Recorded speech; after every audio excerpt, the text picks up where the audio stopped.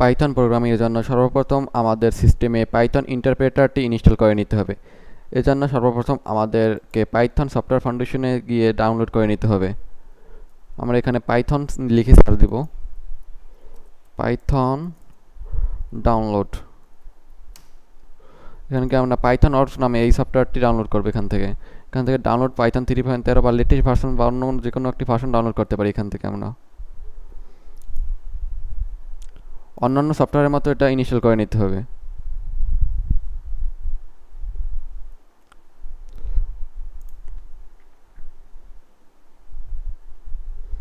এখান থেকে অন্যান্য সফটওয়্যারের মতো আমার সিস্টেম অলরেডি ইনস্টল করা আছে, তাই এরা দেখাচ্ছি না। তো আপনারা অন্যান্য সিস্টেমের মতো অন্যান্য সফটওয়্যারের মতো ইনস্টল করে নেবেন। তো পাইথন ইনস্টল হয়েছে কিনা এটা ভেরিফাই করার জন্য আমরা আমাদের টার্মিনাল থেকে একটি কমান্ড রান করব। এখান থেকে টার্মিনালে লিখে ছাড় দেব।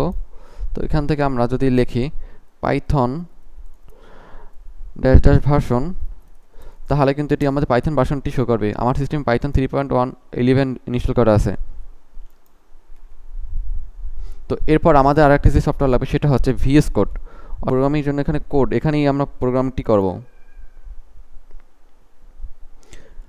আমরা ভিএস কোড নামে একটি সফটওয়্যার আছে, এটা আমরা ডাউনলোড করে নেব। ভিএস কোড, এই ভিএস কোডটি এখান থেকে ইনস্টল করে নিব।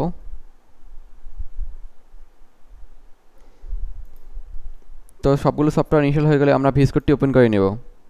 সর্বপ্রথম আমরা আমাদের ভিএস কোডটি ওপেন করে ছোট্ট একটি প্রোগ্রাম লিখব, প্রিন্ট হ্যালো ওয়ার্ল্ড। এটা পৃথিবীর সবচেয়ে ছোট এবং মজার একটি প্রোগ্রাম। একটা ছোট শিশু জন্ম নেওয়ার পর যখন কান্না করে, ঠিক তেমনি এই প্রোগ্রামটির মাধ্যমে সকল প্রোগ্রামারদের প্রোগ্রামিংয়ের যাত্রা শুরু হয়। এটা প্রোগ্রামারদের একটা আবেগ, একটা ইমোশনস। তো এখন আমরা এটি রান করে দেখি কি হয়।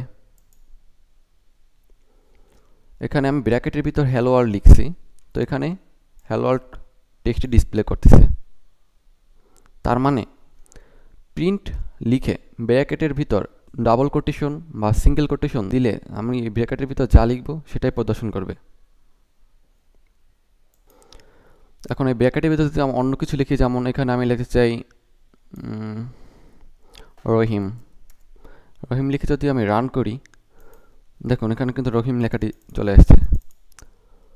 এখন ভাই বলতে পারেন যে এই প্রিন্ট জিনিসটা আসলে কি?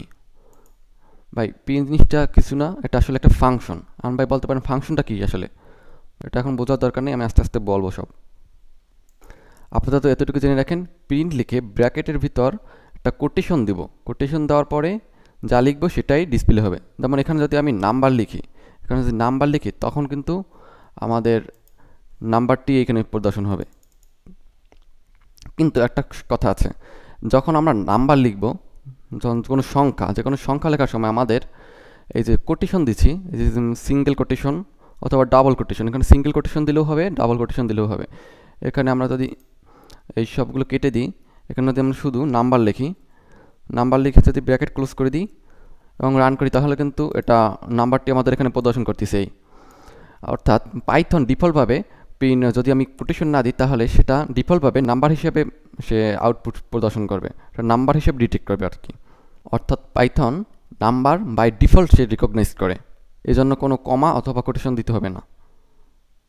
আবার আমরা এখানে যদি কোটেশন ছাড়া কোনো টেক্সট লিখি, দিস ইজ টেক্সট, এবং যদি আমরা রান করি তখন কিন্তু আমাদের ইরর আসবে, কারণ এখানে আমরা কোনো কোটেশন দিই নেই। এখানে কি লেখা আছে, সিনট্যাক্স ইরর, ইনভ্যালিড সিনট্যাক্স।